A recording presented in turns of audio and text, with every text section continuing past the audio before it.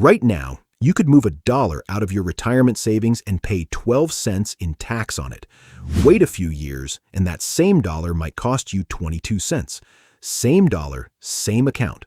All that changed was the year you reached for it. There's a stretch of time when that cheaper price is sitting right there for the taking. It opens the day your paycheck stops. And it closes on a day the government already has circled for you, whether you know it or not. Most folks never even notice it was open.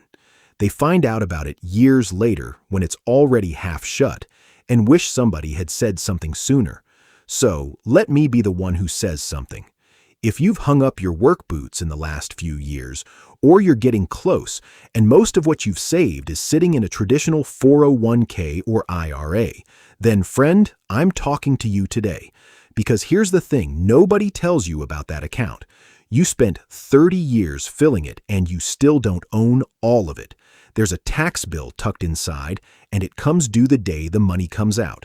How big that bill runs depends on one thing more than any other: what year you choose to pay it.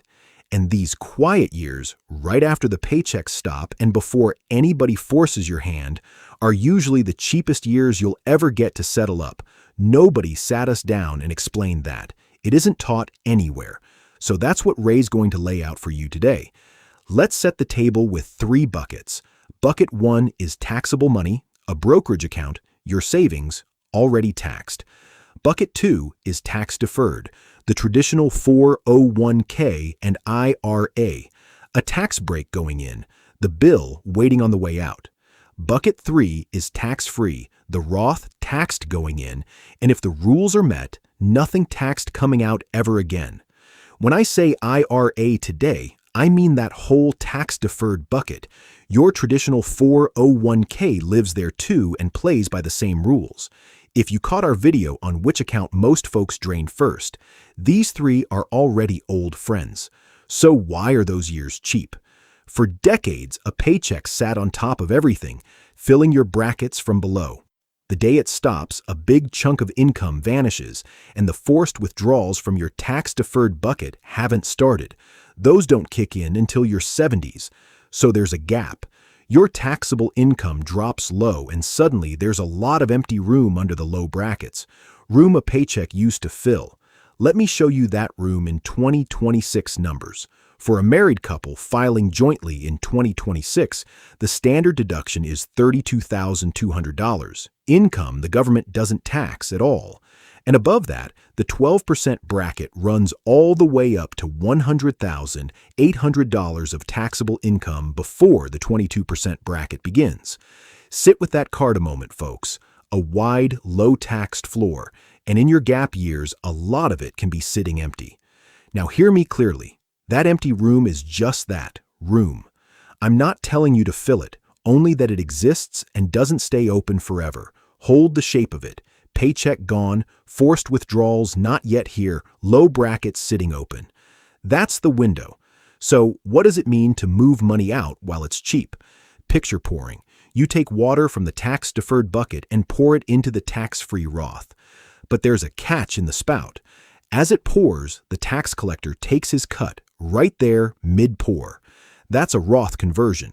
Money leaves the traditional side, lands on the Roth side, and you settle the tax on it in the year you make the move. Here's how that bill works, straight from the IRS rulebook. The amount you pour over counts as ordinary income in the year you pour it. It stacks on top of your other income and gets taxed at your regular rate, like a paycheck or a pension, not at those gentler capital gains rates. And one rule surprises people. There's no income limit on pouring. There are limits on putting fresh money into a Roth, but moving money you already have from the traditional side to the Roth side, no income ceiling at all. So what does it cost? It depends on where the poured money lands in your brackets. Say a couple's taxable income in a gap year sits well below that $100,800 line. Money poured under the 12% ceiling is taxed at 12 cents on the dollar. Let that same money wait instead, coming out years later stacked on top of forced withdrawals and Social Security, and it could easily land in the 22% bracket or higher. Same dollars. The only thing that changed was the year. I can hear the question forming. So the tax isn't a penalty for moving it, Ray? It's just the bill I was always going to owe, paid now instead of later. That's exactly right. Nobody's punishing you. That tax was always coming due on that bucket. The whole idea of the window is that the bill can be smaller if you settle it in a low year instead of a high one.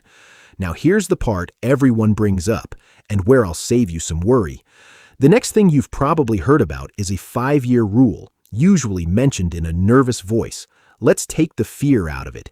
Here's the rule. Each time you pour money over, that specific batch starts its own 5-year clock. And if you pull that converted money back out before its 5 years are up, and you're under 59 and a half years old, then the tax collector reaches back and grabs a 10% penalty on it. Now read that second condition again, because it's the whole ball game, and you're under 59 and a half. If you're past 59 and a half and anywhere inside this window you almost certainly are, that penalty has nothing left to grab. For most everyone watching, you can set it down. There's a separate 5-year clock, and I'll name it only so nobody mixes them up. That one decides whether the growth inside your Roth comes out tax-free later. Different clock, different job, no penalty. Don't let anyone blur the two and scare you off. And a quick and important reminder, the way a good neighbor ought to. Everything here is for education only, not tax or financial advice. Your numbers are your own. Run them yourself, or sit down with a qualified professional before you move a dollar. Moving money in a low year is the good news. Now, the careful part. Pouring a big amount across in 1 year raises your income for that year, and higher income can touch 2 other things. I won't re-explain either. We've got whole videos on both. I just need you to know the doors are there. Door 1 is your Medicare bill. Pour too much in 1 year and the extra income can push you over the Medicare income line. The one from our video on Medicare checking your income at 63, and your premiums climb a couple years later. Door 2 is your Social Security. A large pour can also make more of your Social Security taxable, the exact mechanism from our video on your benefits still being taxable. More income in the year, more of the benefit exposed. And someone's connecting the dots right now. So the danger isn't moving the money at all, Ray. It's moving too much in 1 single year. You've got it. It isn't that pouring is dangerous, it's that pouring a mountain across in 1 year shoves your income up through those 2 doorways. Folks who plan this tend to move smaller amounts across several gap years instead of one big splash. Not advice, just the mechanism. You don't need those thresholds in your head. The job is just knowing the 2 doors are there, so you don't back through one by accident. So what ends these cheap years? Not a rule that bans the move, a wall the government builds on a date tied to your birthday. It's called your required minimum distribution, the year the government stops letting that bucket sit and forces money out, whether you need it or not. Those withdrawals land on top of your income every year. The low, empty room under the brackets fills up with money you were made to take, and the cheap pour is over. Here's where that wall stands. Born from 1951 through 1959, your wall is age 73. Born 1960 or later, it moves back to 75. Either way, the first forced withdrawal is due by April 1st of the year after you hit that age. Mark which one is yours. That's the far edge of your window. And here's the piece that ties it together. The Roth bucket has no forced withdrawals in your lifetime. None. That's why it sits on the far side of the wall, untouched. Money you pour over before the wall never gets forced out at all. One more, that same voice asking the smart question. So the window doesn't slam shut because some rule forbids it, Ray. It closes because once the forced withdrawals start, there's no cheap room left to pour into. That's it exactly. The window doesn't get locked, it gets crowded out. The wall fills your low brackets with forced income, and the bargain quietly disappears. Take a couple I'll call Frank and Diane, made up, but their situation is as real as it gets. Frank is 67, Diane is 65, and they both stopped working this year. Most of their savings sits in traditional accounts, the tax-deferred bucket, with a smaller amount in a Roth. Here's the wrinkle that makes them worth watching: two different walls in one house. Frank, born in the late 50s, starts forced withdrawals at 73. Diane, born in the 60s, not until 75. With the paycheck stopped, their taxable income drops way down. After the standard deduction, a wide stretch of that 12% room sits open beneath them, well short of the $100,800 line. That empty room is the whole opportunity, space to pour tax-deferred money into the Roth at just 12 cents on the dollar. Now watch the two clocks. Frank's cheap window runs until 73, 6 years off. Diane's runs until 75, 10 years, same kitchen table, two different closing dates, and Frank's edge arrives first. And here's the careful part: in real time. Suppose they poured a huge amount across in 1 year to get it done. That number stacks on their income and could shove them through both doors we just named, over the Medicare line and into taxing more of their Social Security. So the shape most folks land on is smaller pours spread across the gap years, instead of one big splash that trips the wires.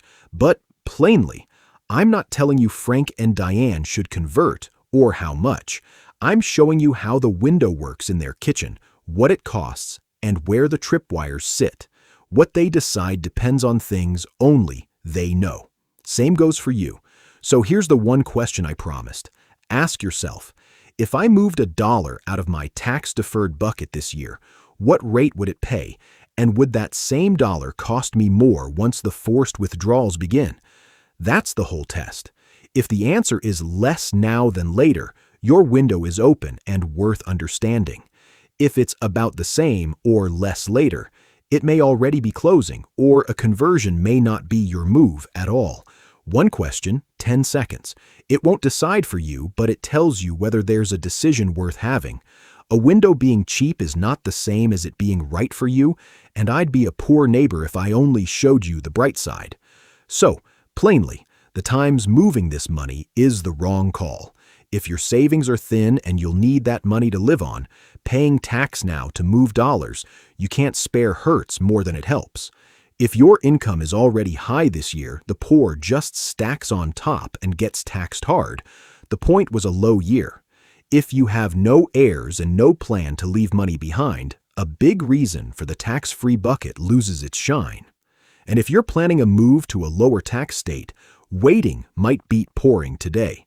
And the one that matters most, because it can't be walked back. Once you pour that water across, you cannot pour it back. The rules changed in 2018. A conversion is permanent.